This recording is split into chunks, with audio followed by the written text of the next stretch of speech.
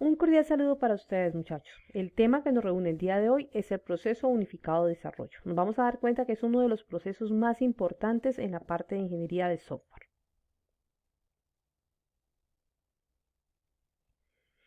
El proceso unificado de desarrollo de software o proceso unificado es un marco de desarrollo de software. Entonces vamos a entender por fin cuál es la diferencia entre un marco de gestión como es Scrum y un marco de desarrollo como es el caso de proceso unificado. Proceso unificado es la unión de tres procesos diferentes, de tres propuestas de desarrollo diferentes. Estas propuestas de desarrollo fueron realizadas por estos tres autores, ya que son bien importantes y que proponen proceso unificado y proponen a UML. ¿Cuáles son las características del proceso unificado? Las características del proceso unificado son que es dirigido por casos de uso, que es centrado en la arquitectura, es iterativo e incremental. Pero vamos a entender estas tres características. ¿Qué significa que sea dirigido de casos de uso? Pues primero hay que entender qué es un caso de uso. Un caso de uso es una representación de una funcionalidad del producto. O sea, una funcionalidad es cuando le entregamos un valor al usuario y por lo tanto va a representar la secuencia de acciones que debe hacer el software para poder entregar ese resultado esperado. ¿Sí? Eso es un caso de uso. Entonces, miremos este diagrama de casos de uso. Entonces, tenemos que es para el registro de hospedaje, tenemos un recepcionista y tenemos que tiene diferentes casos de uso. La asignación de la habitación, verificar la disponibilidad de esa habitación, verificar si existe alguna reserva, liberar también una habitación, generar una factura como tal o realizar el corte cuando se hace esa liquidación de la habitación. La segunda característica del proceso unificado es que está centrado en la arquitectura. Cuando hablamos de la arquitectura, es una representación de cómo está estructurado por dentro un producto de software. ¿Qué significa? Significa cuáles son los componentes, cuáles son sus propiedades, cómo se relacionan estos componentes. Para eso, el proceso unificado nos va a permitir dar diferentes opciones de cómo lo tenemos que diseñar. Entonces vamos a tener y vamos a basarnos en la arquitectura de vistas.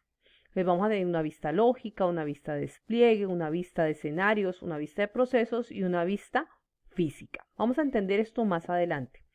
Y además, la tercera característica es que es iterativo e incremental. ¿Qué significa que sea iterativo e incremental, muchachos? Ustedes ya saben que es iterativo, significa que es cíclico, que se repite una serie de tareas para poder crear un resultado. Y ese resultado es incremental, que significa que va sumando. Ojo, en Scrum decíamos que el producto se incrementaba. Aquí no necesariamente incrementamos el producto software como tal. Podemos incrementar la documentación, podemos incrementar las pruebas, podemos incrementar otra parte del proyecto como tal. Y es programación orientada a objetos. UP nació para modelar productos software orientados a objetos. Entonces, ojo con esa parte porque existen algunas limitantes con otro tipo de orientaciones de programación.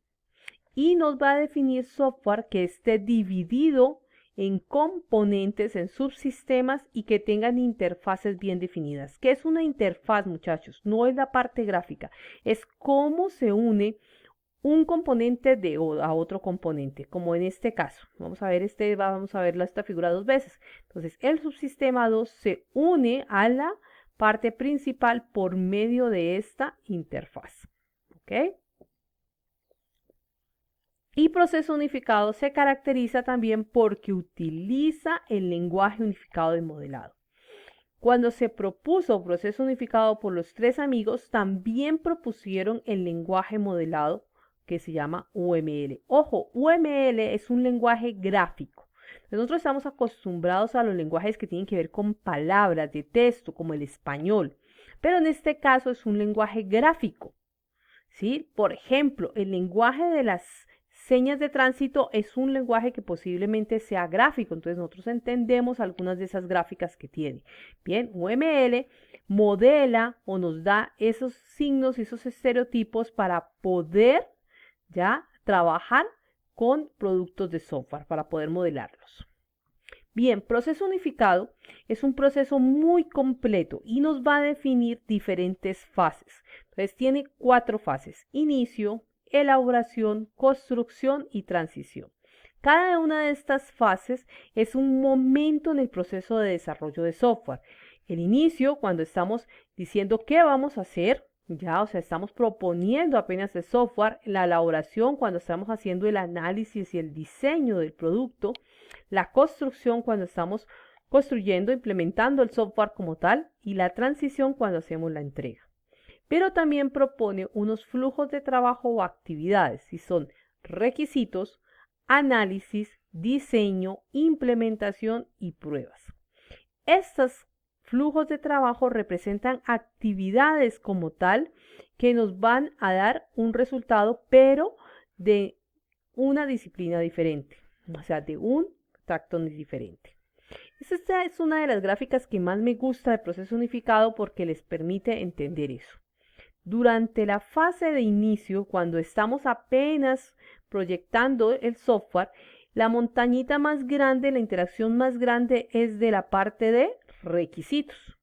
Cuando estamos haciendo su diseño como tal, su análisis, la parte de elaborar cómo vamos a hacer el software, pues bien, requisitos trabaja, ¿sí? Y sigue estando muy presente. Pero cuando vamos a la parte de construcción, miren que la montañita de requisitos debería desaparecer, porque ya no es hora de estar definiendo qué queremos que el software haga. Y cuando lo vamos a entregar, mucho menos.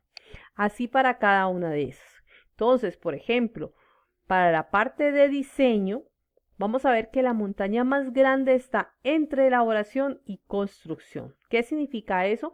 Que aquí estamos definiendo cuál es la arquitectura que va a ser el software, cuáles son sus componentes, cómo se van a relacionar, toda esa parte. Y eso lo vamos a hacer una vez tengamos definido el proyecto, o sea, no en la fase de inicio. Y tampoco lo vamos a hacer cuando ya entregamos el software. Eso lo hacemos durante las fases de elaboración y de construcción. También vamos a definir que las iteraciones las vamos a definir por cada una de las fases. ¿Qué significa? Que miren, cada fase va a tener diferentes iteraciones cíclicas por cada una de las disciplinas dependiendo de lo que se necesita o de la complejidad del producto a desarrollar. Entonces decimos que la fase de inicio tiene como objetivo definir el alcance del proyecto. La elaboración va a ser planificar y construir esa arquitectura base. La construcción, pues la implementación del software como tal, y la transición es la entrega del producto al usuario. Decíamos, cada uno de ellos va a tener un hito o una meta y en cada uno de ellos van a haber iteraciones durante las que se realizan todas las disciplinas dependiendo de en qué momento estemos del proyecto. Entonces, en la parte de la fase de inicio, su hito o su meta va a ser los alcances y el objetivo de nuestro producto software. En elaboración, nuestro objetivo va a ser definir la arquitectura, la estructura del software, cómo lo vamos a construir. En la fase de construcción es obtener la versión beta de nuestro producto software. ¿Cuál es la diferencia de esta versión beta? Pues que va a funcionar bajo el ambiente de desarrollo, o sea, en el computador de los que los están desarrollando. Y la fase de transición obtenemos un producto con una versión final. Entonces la diferencia es que este producto va a trabajar en el ambiente ya del cliente, en el ambiente de trabajo, a diferencia de esta versión beta que trabajaba en el ambiente de desarrollo. El ciclo del proceso de desarrollo podríamos decir que sus fases frente a un 100% del producto, que la fase inicial ocuparía un 5% del tiempo, la elaboración entre el 20 y el 30%, la construcción es la fase más grande que va a ocupar el 65% y la fase de entrega tendría un 10% del tiempo. Esto sería un proyecto, un proceso ideal de desarrollo de software. Los elementos, como ya los hemos visto, tenemos los roles que desempeñan las actividades o tareas que producen artefactos, esos roles, perdón, esas tareas, los roles son responsables de estos artefactos. Estos artefactos se van a dividir en diferentes diagramas en proceso unificado, en visiones o en reportes como tal. Y estas actividades van a pertenecer a las disciplinas o flujos de trabajo que vimos y se organizan pues como tal en flujos de trabajo. Miremos entonces que la primera característica que decíamos de proceso unificado es que es dirigido por los casos de uso. ¿Qué significa eso? Que lo primero que hacemos es la licitación de requisitos y estos nos definen cuáles son los casos de uso, el modelo de casos de uso del sistema. Estos casos de uso son expresados en el análisis de requisito por objetos de dominio del sistema, por unos modelos. Es estructurado en el diseño de sistemas por subsistemas. En el diseño de objetos está realizado como objetos en el dominio de la solución, ya pensando en la parte de programación, es implementado en clases, en código fuente y es verificado en la parte de pruebas por casos de prueba. Entonces, aquí tenemos lo mismo. El modelo de casos de uso es especificado en el modelo del análisis, es realizado en el modelo de diseño, en el cómo, es distribuido en un modelo de despliegue que nos va a definir cuáles son los nodos que tiene el software. Ya vamos a ver un ejemplo de modelo de despliegue. Está implementado en un modelo de implementación y es verificado por un modelo de pruebas. El proceso como tal, decíamos entonces que está definido por las fases, las disciplinas y las iteraciones como tal. Una iteración va a traer todos los flujos fundamentales y su contenido va a depender del objetivo de la fase.